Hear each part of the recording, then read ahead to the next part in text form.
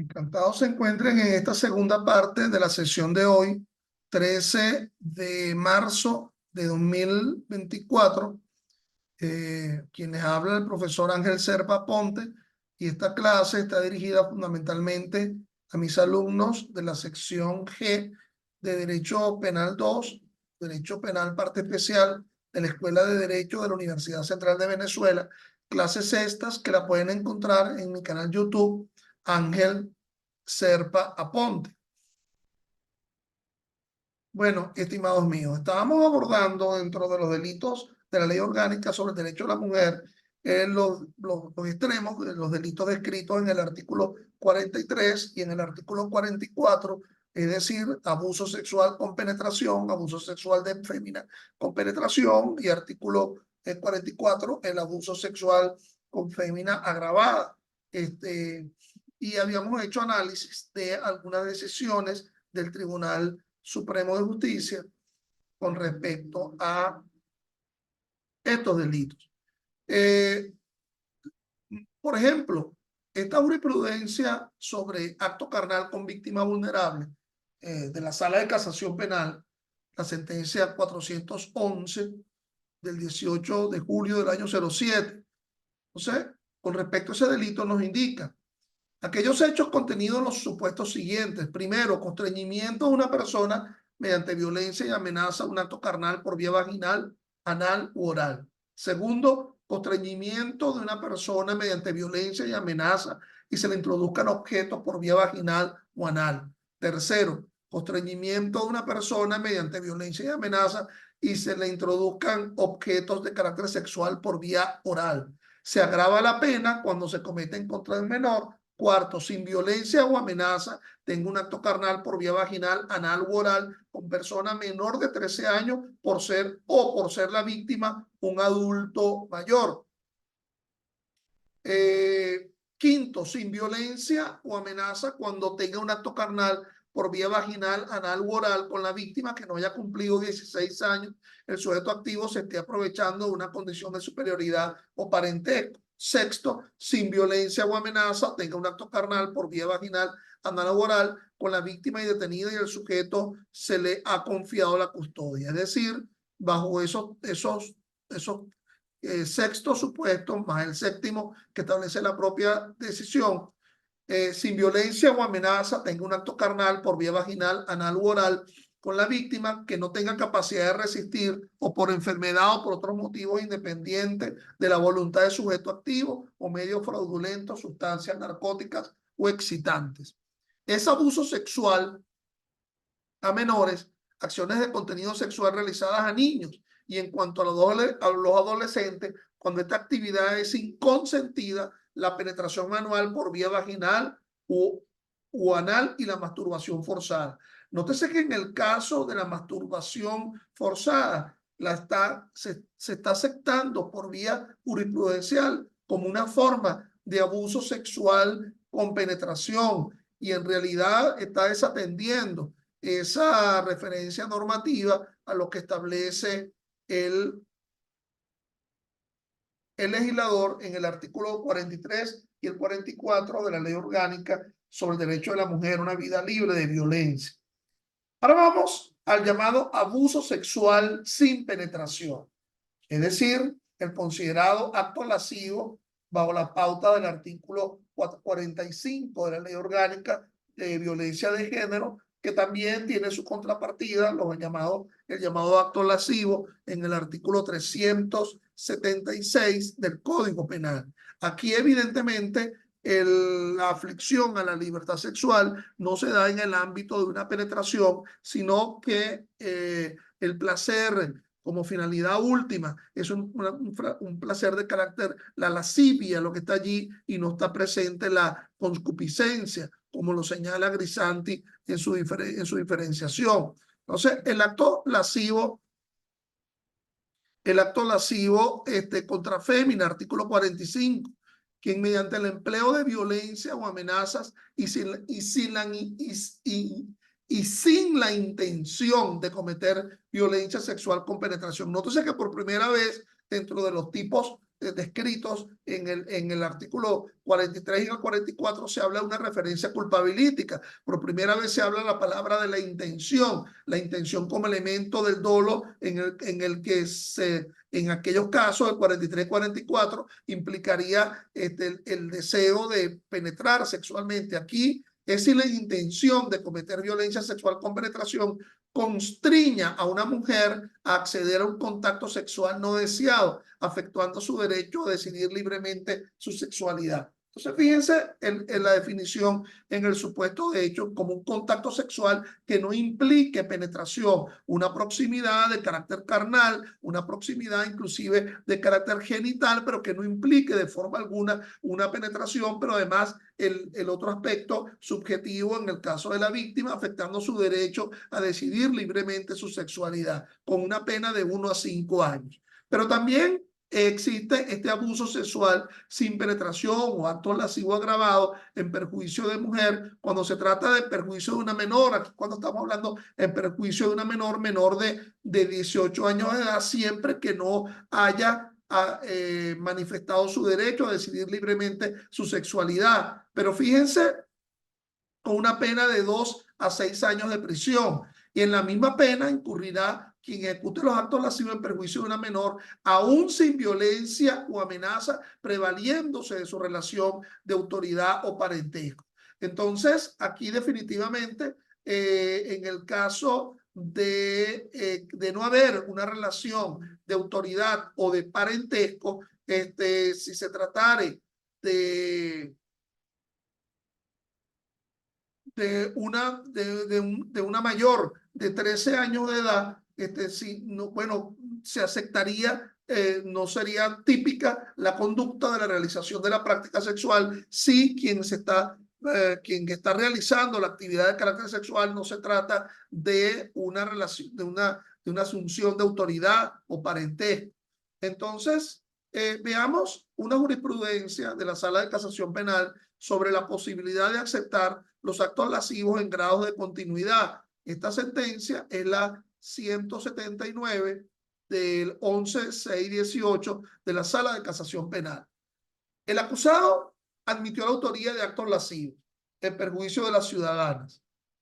Pluralidad de víctimas en circunstancias o actos distintos cometidos por el autor en violación de la misma disposición legal, por lo que no hay delito continuado cuando la norma penal protege intereses individuales de diversas personas como sujetos pasivos del delito, porque en estos casos la resolución criminal y la intención del sujeto activo del delito se agotó en su plenitud con el hecho cometido contra cada sujeto pasivo de forma separada a cualquier otra acción que pueda ejercer o seguir en la comisión del delito. No existe la continuidad con referencia a la acción criminal que se ejecuta por otra persona constituyendo el concurso material de delito previsto en el artículo 88 del Código Penal. Entonces, en el caso de pluralidad de víctimas, la jurisprudencia, el criterio de la Sala de Casación Penal frente a los delitos contra la libertad sexual, aun cuando esa pluralidad de víctimas en los delitos haya sido realizado en el mismo hecho, en la misma acción, pero siendo la víctima distinta, en que no nos encontramos en una circunstancia de delito continuado, tal como se describe en el artículo 99 del Código Penal, sino que nos encontramos en una circunstancia de concurso real o material, como lo describe el artículo 88 del Código Penal, siendo ambos, siendo la pluralidad de los delitos, todos los delitos prisionables, porque se trata de la comisión de diferentes abusos sexuales frente a plurales víctimas. Distinto fuese si frente a la singular víctima se realizara la actividad sexual en diferentes momentos del tiempo, pero siendo frente a plurales víctimas, aquí se configura el delito en concurso, el concurso de delitos, este concurso real de delitos en función de la aflicción a las diferentes libertades sexuales que implican diferentes consentimientos en cada una de las víctimas, conforme a ese criterio de la Sala de Casación Penal. Vamos a ir a otros delitos, ¿verdad? Previos a el caso del abuso sexual, porque yo no solamente quería circunscribirme al ámbito de los delitos contra la libertad sexual. Entonces quiero dejar de lado consideraciones de carácter procesales y circunscribirme también a consideraciones generales frente al delito, ¿no? Fíjense.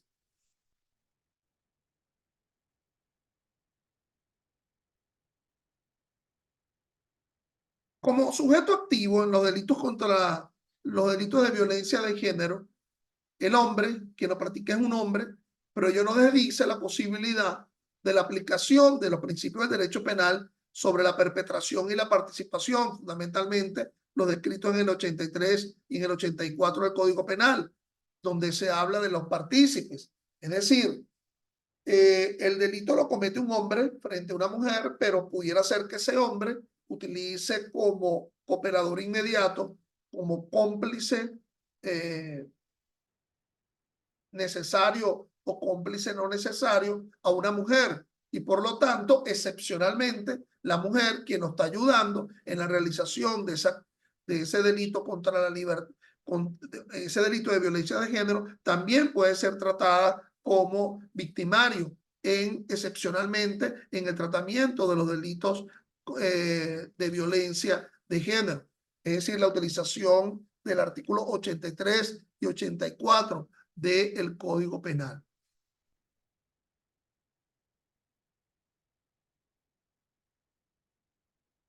El sujeto pasivo de la violencia es fundamentalmente una mujer, ¿ok?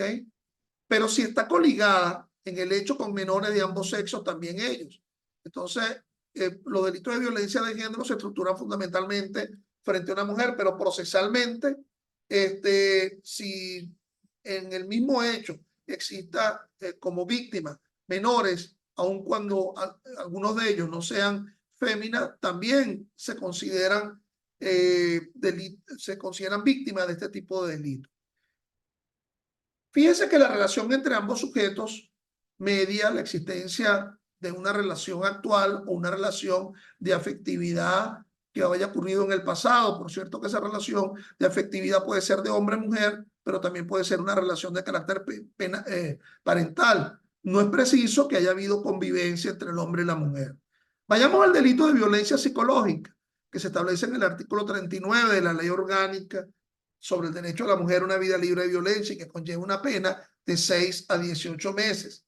Quien mediante, y entonces son variados los supuestos, tratos humillantes y vejatorios, ofensas, aislamientos, vigilancia permanente, comparaciones destructivas o amenaza genérica constante atenta contra la estabilidad emocional o psíquica de la mujer. Es obvio que en un delito como esto, el juez debe hacerse fundamentalmente de una prueba que descanse en informes psicológicos o psiquiátricos, en el sentido que la aflicción que haya realizado el hombre en desmerecer a la mujer a través de una violencia que se insinúa, que no se ejecuta físicamente, pero que se estructura sobre dichos, afirmaciones, afecten esa psiquis de la mujer.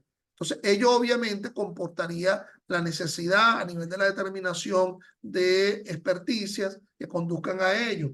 El dolo, dentro de este delito, como elemento subjetivo del tipo, es la obtención de tener un resultado que haga daño a la víctima desde un punto de vista psicológico. La víctima puede ignorar que está siendo agredida o simplemente se siente tan amenazada que lo oculta. Si es calificado el sujeto pasivo, una mujer, entonces el sujeto activo también lo es y ambos son calificados, claro, hombre, sujeto activo, mujer, sujeto pasivo. Fíjense que hay un capítulo en la ley, que es el capítulo 14, que es un capítulo, perdón, el artículo 14, que es el artículo lexicográfico, como una especie de artículo semántico. La ley no solamente pasa a describir a partir de los artículos 36 y siguientes la especificidad de cada uno de los delitos, sino que tiene como un capítulo semántico, como un capítulo de definición de conceptos, ese artículo 14. Y ese artículo 14 que define todas las variables de violencia, violencia sexual, violencia física, violencia patrimonial, violencia psicológica, violencia obstétrica. Entonces, ese artículo 14, en el aspecto lexicográfico, nos habla que en lo que atañe a la violencia psicológica es un acto sexista que tenga o pueda tener como resultado un daño o sufrimiento físico, sexual, psicológico, emocional, así como la amenaza de ejecutar tales actos tanto en el ámbito público como en el privado. Entonces, fíjense, hay aspectos probatorios que solamente se los voy a dar se los voy a indicar, digamos, de pasada, puesto que fundamentalmente mi objetivo de esto es el aspecto sustantivo. Pero en el artículo 80 de la Ley de Violencia, salvo prohibición de la ley, las partes pueden promover todas las pruebas conducentes al mejor esclarecimiento de los hechos, los cuales serán valoradas según la sana crítica, observando las reglas de la lógica, los conocimientos científicos y las máximas de la experiencia, con lo cual esa experticia va a ser valorada por la sana crítica. Ya ustedes cuando estén en derecho procesal penal verán la sana crítica como manera de apreciar las pruebas. Bueno, en los peritos en el procedimiento de violencia de género lo ha venido exigiendo la sentencia del Tribunal Supremo de Justicia, por ejemplo, esta de la Sala de Casación Penal, la 351 del 10 de agosto del año 11, la necesidad del perito, pero quiero ubicarme en el ámbito del aspecto sustantivo. Vamos a ver esta sentencia, la sentencia 65 del 26-2 del 10 de la Sala de Casación Penal y dentro del ámbito de la violencia psicológica. El hecho de haberse enterado la madre de la víctima de que el ciudadano, su pareja, había abusado sexualmente de su hija y de que al ella confrontarlo, admitió que no sabía por qué lo hacía, no constituye una acción para materializar, no constituye una acción para materializar el delito de violencia psicológica, como lo dice la sentencia, ¿ok? No constituye una acción para que se materialice el delito de violencia psicológica. Vámonos a otro tipo penal, el tipo penal del acoso u hostigamiento, que está en el artículo 40 de la especial ley. La persona que mediante comportamientos, expresiones verbales o escritas o mensajes electrónicos ejecute actos de intimidación, chantaje, acoso u hostigamiento que atente contra la estabilidad emocional, laboral, móvil, económica, familiar o destructiva de la mujer. Entonces aquí lo que se trata en el delito de acoso, ya no tiene un contenido de carácter sexual con una pena de 8 a 20 meses, es alterar la estabilidad de la mujer. El bien jurídico tutelado, evidentemente, la tranquilidad de la víctima, la garantía de la paz, la no perturbación de su desenvolvimiento, es un delito doloso, requiere una acción positiva de hacer con reiteración en el tiempo, porque fíjense que habla de actos plurales de intimidación, más de uno. Fíjense que cada uno de los supuestos establece una pluralidad del mismo comportamiento, expresiones verbales o escritas o mensajes electrónicos. No, esto se ve más que todo en el ámbito de la relación laboral o quizás inclusive en la relación educativa. No implica necesariamente el uso de la fuerza física, es un delito permanente. La conducta de la gente, no obstante haberse consumado en un momento determinado, crea un estado delictivo que se dilata y extiende en el tiempo. Entonces, es un delito de carácter permanente, como lo son muchos otros, inclusive el ilicitud ortodoxa, como en el caso del secuestro. Veamos el delito de amenaza, que aquí sí tiene de contenido de carácter sexual, amenaza descrito en el artículo 41. La persona que mediante expresiones verbales, escritos o mensajes electrónicos amenaza a una mujer con causarle un grave daño improbable de carácter físico, psicológico, sexual, laboral o patrimonial, será sancionado con prisión de 10 a 22 meses.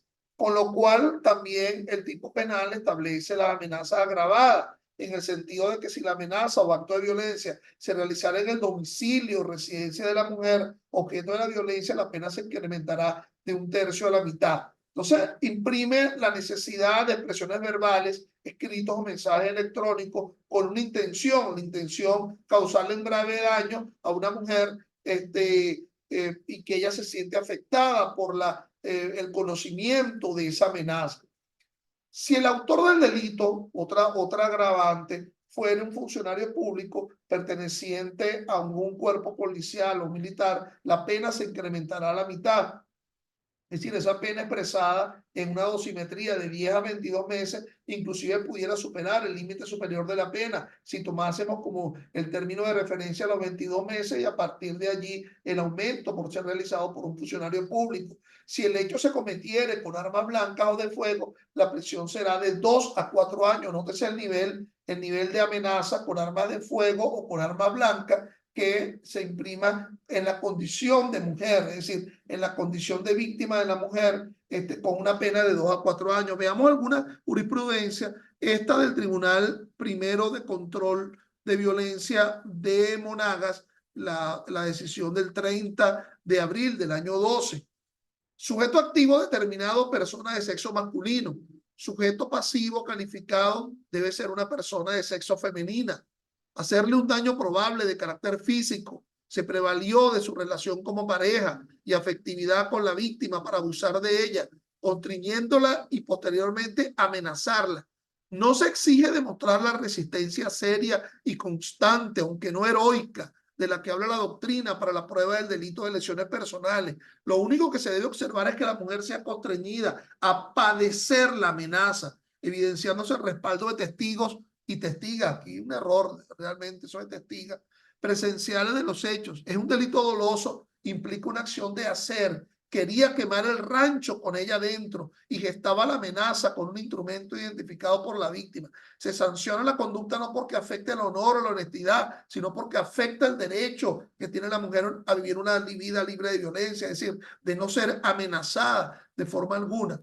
Nótese que acá se dan diferentes bienes jurídicos a ser protegidos por el derecho, en un caso la libertad sexual, pero en sentido global el derecho a la mujer a no vivir con violencia y por lo tanto a no ser afectada en tal violencia, bien sea por amenazas concretas con armas o con dichos. ¿Ok? Veamos el delito de violencia física descrito en el artículo 42 de la ley orgánica. Este es un delito interesante porque implica su vinculación con respecto a las hipótesis de lesiones que se imprimen en los artículos 414 y siguientes del Código Penal. Se habla del empleo de la fuerza física, cause daño o sufrimiento a una mujer, hematomas, cachetadas, empujones o lesiones de carácter leve. Aquí conlleva que si el resultado de las lesiones es la que se establece en el artículo 416 del Código Penal, que como ustedes han estudiado conmigo, se trata de la lesión leve, conlleva una pena de 3 a 6 meses, o levísimo, conlleva una pena de 10 a 40, en el Código Penal, conlleva una pena de 10 a 45 días. Entonces, si la violencia física es a los fines de una aflicción de la condición de mujer, si se está violentando a la mujer en desprecio del género, entonces la pena será de 18 meses, de 6 a 18 meses, si lo que se ha causado como resultado es una de las lesiones leves descritas en el 416 o levísimas del artículo 417. Es decir, no solamente será la ínfima pena de 3 a 6 meses del artículo 416 del Código Penal o la del 10 a 45 días del artículo 417 del Código Penal, sino la pena de 6 a 18 meses. Aquí a mi modo de ver se subsume realmente la pena de 6 a 18 meses, ya no tendría por qué haber un concurso real en cuanto a aplicar también la lesión de carácter leve porque ya se imprime en el concepto de violencia física, porque el empleo de la fuerza física causó daño o sufrimiento a una mujer. Ahora, si el resultado se da en el caso de las lesiones graves o las gravísimas, esas que están descritas en el 414 y 415 del Código Penal, la pena en concreto que se establece en el Código Penal será aumentada de una tercera parte o a una mitad de incremento. Recuerden que aquí nos encontramos en dosimetría, en ese aumento, siendo una tercera parte un límite inferior y una mitad un límite superior, entre los cuales se dará el aumento en función del resultado. Pero aquí se trata de incorporar el elemento subjetivo del desprecio de género. Ahora, hay un agravante adicional que esto se realice, la violencia física, en el ámbito doméstico por cónyuge, concubino, excónyuge, concubino, persona con quien mantenga relación de afectividad, aún sin convivencia, ascendiente, descendiente, pariente colateral, consanguíneo o afín de la víctima. Nótese que no se da esa disminución de nuevo que establece el 49, numeral 5 de la Constitución, cuando se habla del cuarto grado de consanguinidad y segundo de afinidad en el caso de la no declaración coacta, y que siempre se ha tomado como si el derecho es una relación sistémica, siempre se ha tomado como una relación sistémica la existencia de la graduación del cuarto grado de consanguinidad y el segundo de afinidad. Entonces, se dará un aumento de una tercera parte o una mitad del incremento. Nótese que aquí sí puede ser el aumento doble, es decir, el resultado que se ocurrió con respecto al tipo de lesión grave o gravísima, pero además se está realizando en el ámbito doméstico. Entonces, podría haber un doble aumento, un aumento por el resultado, siendo lesión gravísima, grave o leve, y en función del sitio de la realización o por el tipo de persona, la relación parental que se haya asumido, cómo se cualifica con respecto a la víctima. Y esto será asumido por los tribunales de violencia según el procedimiento especial. Bueno, ya habíamos abordado el tema del abuso sexual, ¿verdad? Y entonces vamos a adentrarnos tanto el acto lascivo también, vamos a adentrarnos en el delito de prostitución forzada, que establece el artículo 46 de la Ley Orgánica sobre el Derecho a la Mujer a una Vida Libre de Violencia, que conlleva una pena de 10 a 15 años.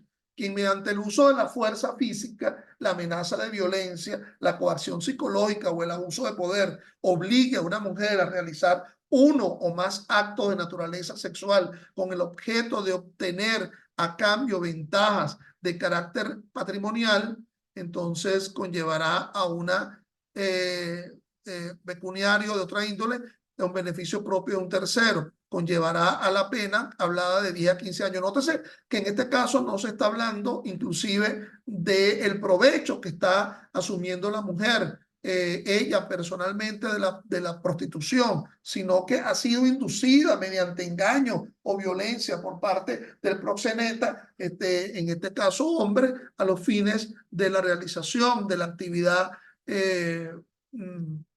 pecuniaria con el uso del sexo. Nótese que también hay delitos, el delito de trata establecido en la ley orgánica sobre la delincuencia organizada y el financiamiento del terrorismo, pero aquí se ubica el delito de trata en el ámbito de una organización sistemática destinada a realizar esta conducta. Aquí el carácter de delincuencia organizada se primacía a los efectos de la sanción. De igual forma, el delito de esclavitud sexual, regulado en el artículo 47 de la Ley Orgánica sobre el Derecho a la Mujer a una Vida Libre de Violencia, con una pena de 15 a 20 años, quien prive legítimamente de su libertad a una mujer con fines de explotarla sexualmente mediante la compra, venta, préstamo, trueque u otra negociación o análoga, obligándola a realizar uno o más actos de naturaleza sexual. Entonces, nótese que la finalidad es de contenido sexual. Aquí la privación de la libertad no es a los fines de la exigencia del pago de un rescate o con una finalidad de carácter política o con una finalidad de canje de prisioneros. Aquí exclusivamente se da con una finalidad de carácter sexual. Nótese que la explotación puede ser la explotación individual por parte de quien la está esclavizando o inclusive está esclavizándola también para que sea penetrada sexualmente por otros. El delito de acoso sexual es distinto, descrito en el 48 con una pena de 1 a 3 años a el delito a lo que habíamos abordado anteriormente, que se manifestaban en el ámbito de una relación de carácter laboral o educativa. El delito de acoso sexual específicamente con una finalidad de carácter sexual que lleva una pena de 1 a 3 años. El que solicitare a una mujer un acto o comportamiento de contenido sexual para sí o para un tercero, o procurar un acercamiento sexual no deseado, prevaliéndose de una situación de superioridad laboral o docente, o con ocasión de relaciones derivadas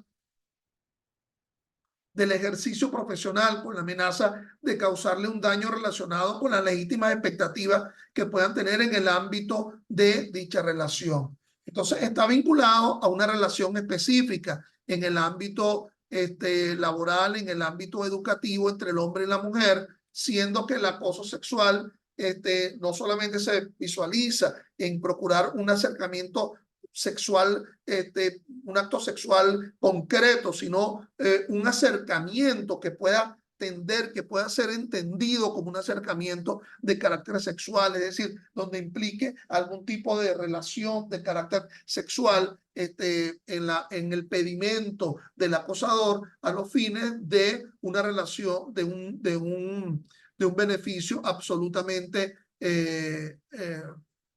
un, eh, no derivado de una libertad sexual en el discernimiento. Entonces, bueno, es un delito que conlleva esa pena de 1 a 3 años, y también nos encontramos el delito de violencia laboral, que conlleva una multa de 100 a 1000 unidades tributarias, descritos en el artículo 49 de la orgánica y especial ley. La persona que mediante el establecimiento de requisitos referidos a sexo, edad, apariencia física o estado civil, condición de madre o no, o de sometimiento a exámenes de laboratorio o de otra índole para descartar estado de embarazo, obstaculice o condicione el acceso, ascenso o la estabilidad en el empleo de las mujeres. Entonces, si esto se trata de una política de empleo en una institución, bueno, esto conlleva el delito que conlleva una sanción que establece una sanción privativa de libertad por una multa de 100 a 1000 unidades tributarias. Es interesante entender que conforme al artículo 332 de la Ley Orgánica del Trabajo, los trabajadores y las trabajadoras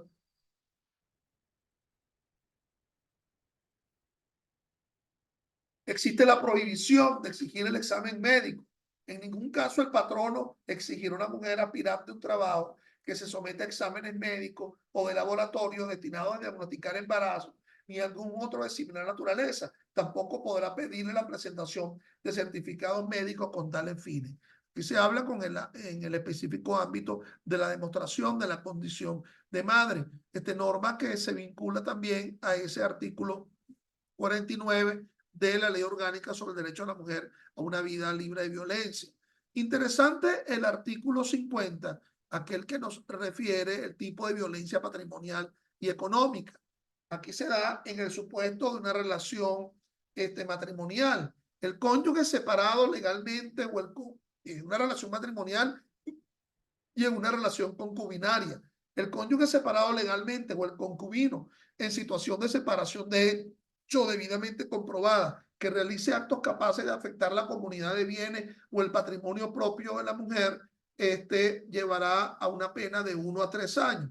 La misma cuando no exista separación de derechos, pero el autor haya sido sometido a la medida de protección de salida del hogar por un órgano receptor de denuncia o una medida cautelar o similar por control. Hay varias comunidades en el ámbito de las relaciones interpersonales. Comunidad sucesoral, que se origina a partir del causante, el que murió, y ahí son los comuneros, sus sucesores, de un punto de vista,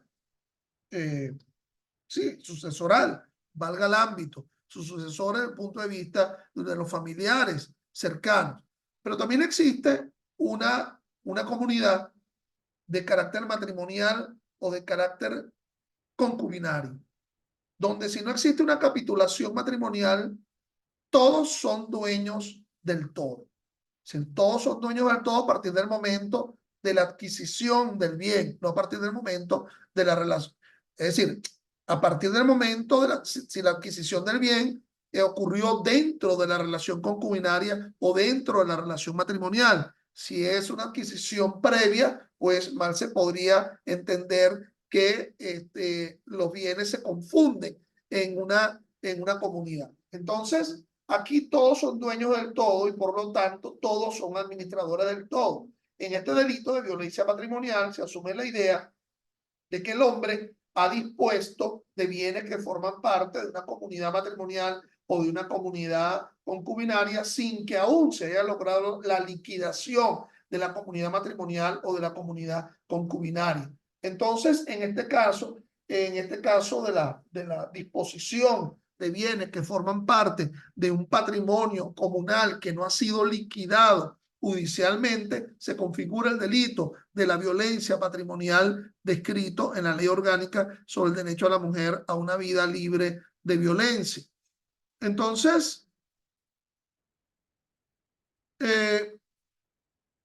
fíjense que este tipo del artículo 50 conlleva, además de la pena básica de 1 a 3 años, conlleva también agravantes en el caso que los actos estén dirigidos intencionalmente a privar a la mujer de los medios para su subsistencia o impedirle satisfacer sus necesidades y el núcleo familiar. La pena se incrementará de 1/3 a la mitad.